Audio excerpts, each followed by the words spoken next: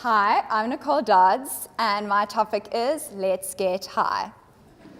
So, what do these two have in common? So, for those of you who don't know, the guy running up a mountain, his name is Ryan Sands, and he is a South African trail runner and one of the best trail runners in the world. And then the other guy next to him is SpongeBob SquarePants, who lives in a pineapple under the sea, but he is getting high and smoking weed. So you're probably thinking to yourself, these two have absolutely nothing in common. They're polar opposites, but they do. They both crave a feeling of euphoria. Today I'm going to be speaking to you about runner's high. So we all know the benefits of exercise. It's been drilled into us since we were young with physical education at school. It helps with your attention span, energy level, reaction times. It improves your mood, your memory. It helps you build strong muscles and bones. It helps with your brain because it produces new brain cells, as well as your skin. It provides antioxidant protection, which delays the signs of aging.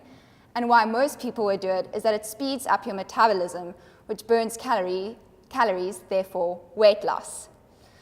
So what's that feeling which you get afterwards, after you exercise, that makes you happy? So you know when you go to the gym and you walk in and you think to yourself, this is the last thing I feel like doing right now. But you'll walk out saying, but you know what, that was actually so worth it, and it makes you feel happier. So you probably think to yourself, it's endorphins. So this is probably what goes through your brain when you exercise. So your body gets moving, your heart rate goes up, a little bit of sweat droplets, and then afterwards you get that rush, that feeling of euphoria, a lessened ability to feel pain, and you feel invincible. Basically, you just feel on top of the world.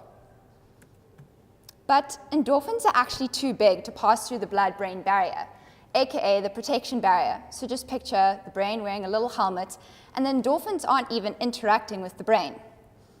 So what is that chemical that gives you that feeling of euphoria? It's something called endocannabinoids. Now this is a big word, so let's break it up. Endocannabinoids. Now cannabis being the main focus of this word, which is cannabis, yes, weed or marijuana.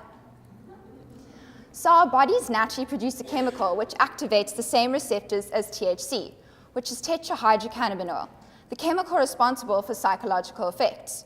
So often when people smoke weed, they're all chilled out, mellow, some people get the giggles, and it's kind of similar how endocannabinoids react with exercise. So cannabinoid receptors are concentrated in certain areas of the brain associated with thinking, memory, pleasure, coordination, and time perception, which obviously links back to all those amazing effects of exercise I spoke to you earlier about. So now you're probably thinking to yourself, okay, so to get this feeling of euphoria, what do I have to do? And it's not about sprinting as fast as you can until you feel like you're about to pass out. It's as simple as going for a jog or doing other forms of moderate activity like swimming or cycling. So this, and obviously why, so the main part of this is that the more often you do it, the more likely you'll experience that feeling of euphoria. So just think to yourself, this is why people have become addicted to exercise. I can say I'm one of those people, because I crave that feeling of euphoria. Maybe not addiction, but it becomes habitual. You just can't live without it. So I also spoke to you about how endocannabinoids also help with the reduction in pain sensitivity. So there was a study conducted measuring pain tolerance with athletes and non-athletes. So both felt pain at the exact same point in time, but athletes could keep pushing through that pain, whereas non-athletes couldn't.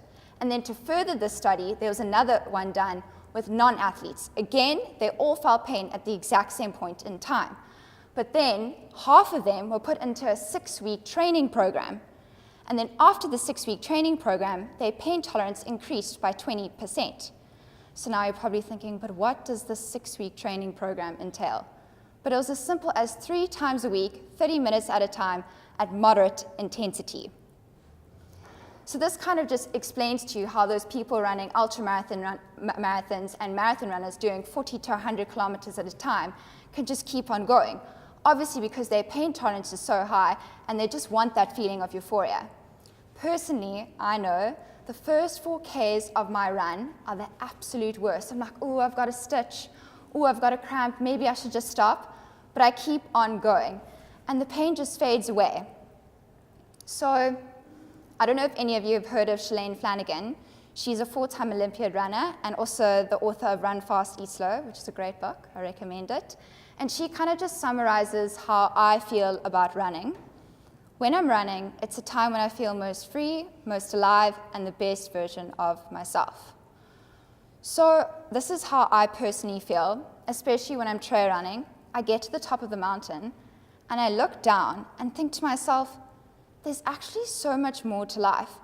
So, for example, the thing that I was stressing about before, like this Mac Live speech or getting that certain mark for the exam, I look down on everything, and I'm just like, you know what, it's actually so insignificant. And you see how big the world truly is, showing you how much life has to offer. You feel in another world, you feel invincible, empowered, and it just rewires your brain to think, I can actually do anything. And you focus on the bigger picture and embrace life. I'm pretty sure half of you in the audience will probably think, I have no idea what this girl's going on about. She's definitely high. But this is what makes me tick. Through exercise, I've learned how to handle pressure, stress, and have this optimistic outlook on life. I don't do it to burn the calories or use it as a form of anti-aging, even though those are really nice added benefits. But it's just changed my whole mentality to life. It's my de-stressor. I crave that euphoric feeling. So thank you, endocannabinoids.